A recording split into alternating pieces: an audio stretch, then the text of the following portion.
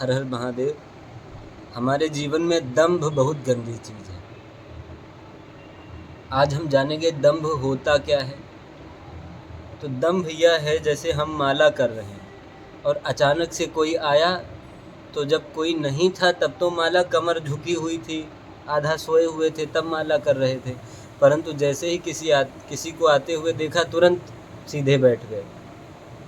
भगवान की पूजा पहले कर रहे हैं तो पहले तो ऐसे ही सिर हिला के कर रहे हैं, लेकिन जैसे किसी को आते हुए देखा, तुरंत सावधान होके खूब तेज तेज ताली बनाने लगे, खूब आंख बंद कर लिया, मंत्रमुग्ध तरीके से दिखावा करने लगे। तो ये नहीं करना चाहिए, यही दंभ है। दंभ की एक छोटी सी कथा है। दंभ साक्षात ब्रह्मा जी का पोता है दंभ। तो एक बार दंभ का स्वरूप जो है वो बहुत, अब वो दिखावा है तो इसीलिए उसका खूब दिखावटी स्वरूप है। सफ़ेद उसके वस्त्र हैं, सफ़ेद दाढ़ी है, खूब ऊंचा कद है उसका, हाथ में कमंडल लिए हुए वो एक बार ब्रह्मलोक को पहुंचा।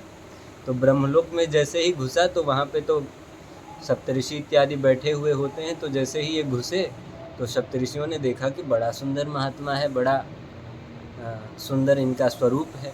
तो वो आकर के खूब हाथ जोड़ के बोले कि साहब आइए और चलिए, हमारे ब्रह्मलोक में आए हैं, ब्रह्मा जी से मिलिए।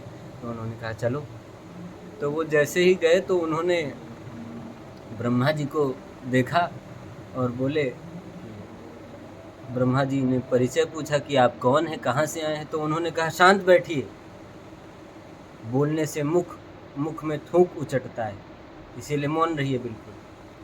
तो ब्रह्मा जी ने सोचा कि अरे ये कैसे महात्मा है, बोलने से मुख में थूक आता है, अरे वो तो साधारण जीवों के आता है, मैं तो साक्षात ब्रह्मा हूँ। खैर ब्रह्मा जी ने उसको अनदेखा किया। तो उन्होंने कहा बैठिए, आइए। तो उन्होंने कहा कहाँ बैठूं, सब अपवित्र है, सब जगह अपवित्र है। तो भगवान ब्रह्मा कहते हैं कि आप मेरी गोद में बैठ जाइए, उत्संगान नारदो यज्ञ। भगवान की गोद से ब्रह्मा जी उत्पन्न हुए हैं, तो वो गोद कैसे अपवित्र हो सकती, तो आप मेरी गोद में बैठ जाइए। तो उन्होंने कहा ठीक है। तो पहले उन्होंने कमंडल से जल हाथ में डाला, उसके बाद जल छिड़का, आपोष्ठामयो भुवस्तान ऊर्जे दधातन इत्यादि मंत्र कह करके, और उसके बाद में वो बैठे। तो ब्रह्मा जी ने सोचा ये कौन है, इतना पवित्रता शुचिता दिखा रहा है। तो उन्होंने तुरंत ध्यान करके देखा तो पता चला अरे ये तो हमारा ही पोता साक्षात दंभ है। तो जब ब्रह्मा जी साक्षात नहीं पहचान पाए कि दंभ उनका साक्षात पोता है, तो हम और आप क्या चीज़ हैं।